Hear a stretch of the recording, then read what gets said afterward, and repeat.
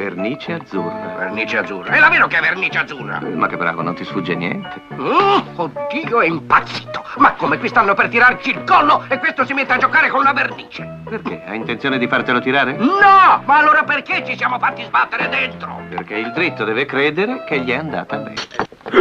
Guardate, sono scappati dalla finestra. Presto, radunate gli uomini, dobbiamo inseguirli. $5 e chi li raggiunge per primo. Io so da fare. 500. Mi libero. Stavolta li frego tutti, arrivo prima io. Ma com'è che non l'ho vista?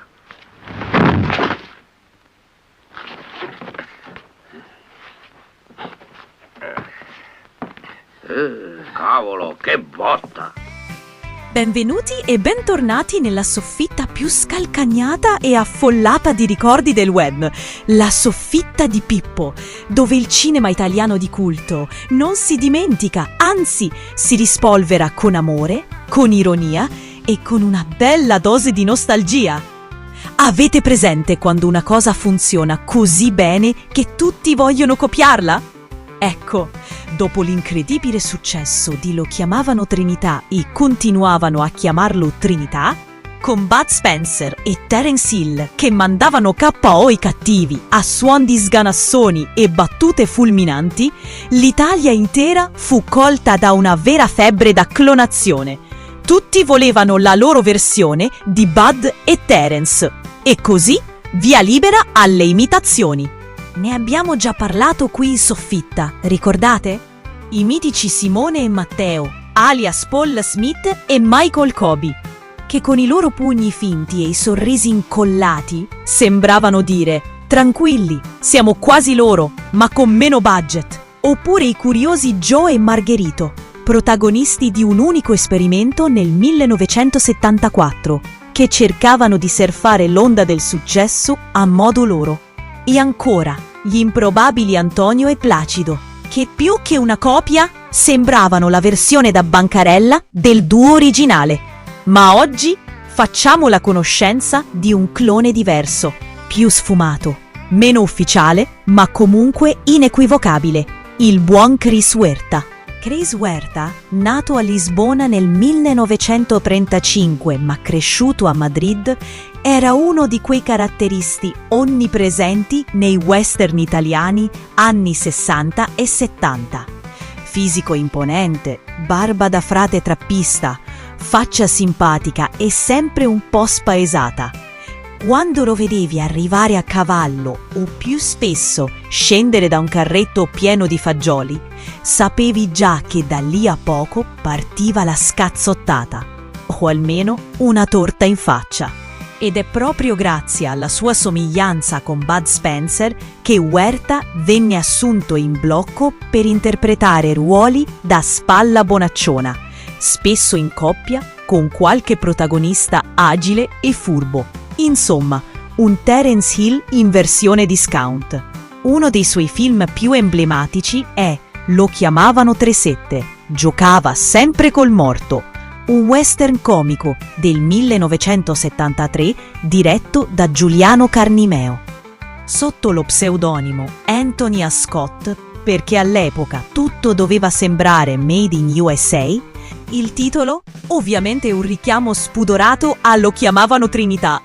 E se già il nome 37 ti suona come una partita a carte durante una digestione lenta, beh, preparati, perché il film non va molto più in là.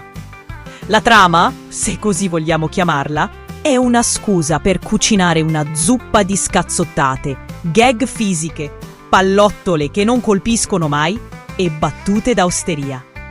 Il nostro George Hilton è 37, il furbo pistolero, e accanto a lui il fedelissimo Bambi, alias Chris Huerta. E chi è Bambi? Un omaccione grassottello, sempre affamato, un po' burbero, ma dal cuore d'oro. Vi ricorda qualcuno? Sì, esatto, ma senza la maglietta a righe. In questo film, Huerta fa tutto ciò che un clone di Bud deve fare.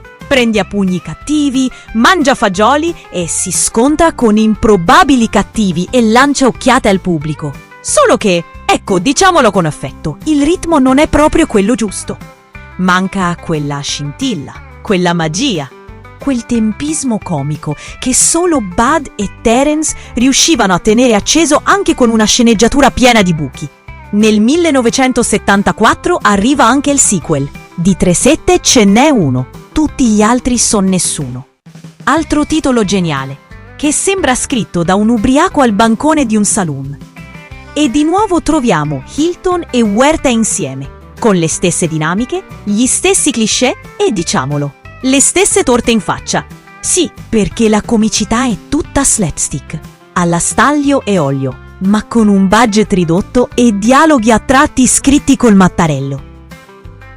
Ora, io non voglio essere cattivo, Questi film hanno comunque un fascino tutto loro, quel sapore vintage di un cinema di serie B che non aveva paura di provarci, anche se i risultati a volte erano più da vorrei ma non posso. Però Huerta ce la metteva tutta, era simpatico, fisicamente perfetto per quel ruolo e si capiva che si divertiva. Ed è forse per questo che oggi, nella nostra soffitta, vogliamo ricordarlo con un sorriso. Chris Huerta non è stato un clone ufficiale, ma di sicuro è stato uno dei più riusciti imitatori casual di Bud Spencer. E anche se non ha mai avuto la fama del gigante italiano, nei cuori degli appassionati di spaghetti western, Huerta resta una figura indimenticabile, capace di portare una risata anche dove la trama, non c'era. Se questo tuffo nella fagiolata western vi ha fatto sorridere, lasciate un like, condividete il video e, naturalmente, iscrivetevi alla Soffitta di Pippo, dove si riscoprono i gioielli e le imitazioni del nostro amato cinema di genere. E ditemi nei commenti, vi piacerebbe una puntata dedicata a George Hilton o magari a un altro dei nostri eroi del western all'italiana?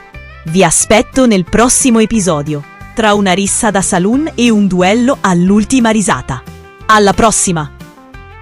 Ragazzi, e ricordate, di Bud ce n'era uno solo, ma le copie non si contano più.